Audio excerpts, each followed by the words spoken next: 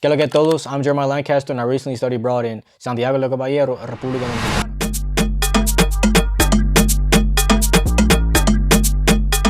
Being from Guyana, I never thought about traveling the world, studying abroad because of the way I grew up, right? And so I was pretty much discouraged to do those things in the future. When I got in college my freshman year, I remember talking to a senior about his opportunity to study abroad and how he basically paid for everything. I was just talking to him, regular conversation, and he brought it up. That discouraged me to ever look into studying abroad at all. And so I never thought about that ever. However, I learned more about the Gilman Scholarship my sophomore year. And so I decided to look into that. So my sophomore year, I spent time looking into it, talking to people about it.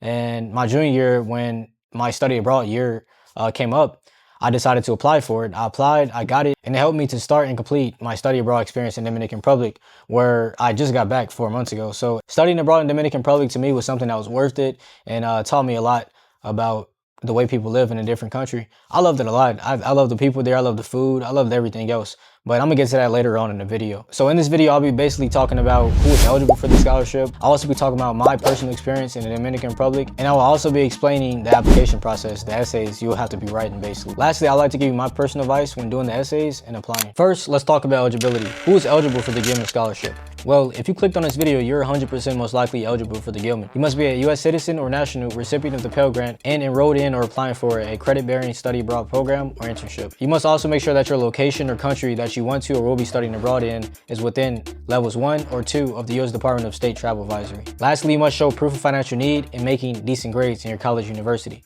Now, I'm not saying that you need to have a 4.0 GPA or something like that. I'm saying that the higher your GPA is, the better leverage you might have on your application, right? When applying. So it's a lot to talk about when it comes to my experience in the DR, so I'm gonna keep it short as possible.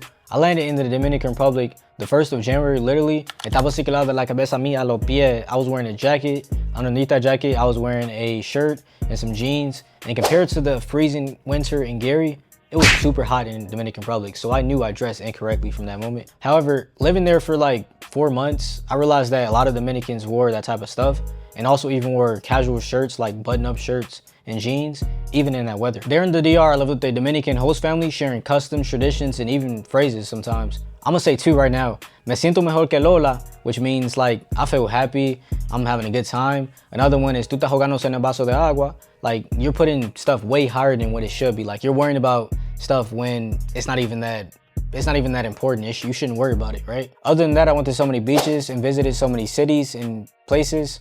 The Gilman Scholarship really helped a lot with traveling expenses, as I got a chance to also go to Puerto Rico with some friends and see the overall difference between 2 similar islands as far as history and culture. One of my favorite things I did there in the DR was take a dance class at my home institution, Pucamaima. There we learned bachata, salsa, and merengue. Overall, República Dominicana is a country I always wanted to visit and learn more about, and thanks to the Gilman, I was able to accomplish those 2 things. Enough about me, now let's talk about the process when applying and winning the Gilman Scholarship yourself. There are 3 essays that you have to write. One is the statement of purpose essay. This essay is for you to just write about why you want to study abroad in detail. This can be anything. For example, I wanted to study abroad because I wanted to better my Spanish abilities. Furthermore, I chose the DR because I really enjoy Dominican culture and the music like dembow, bachata, and merengue. I also wanted to learn more Helga. The next essay is the Building Mutual Understanding essay. In this essay, you'll be writing about how you represent the United States while abroad. Will you be helping others learn a new language?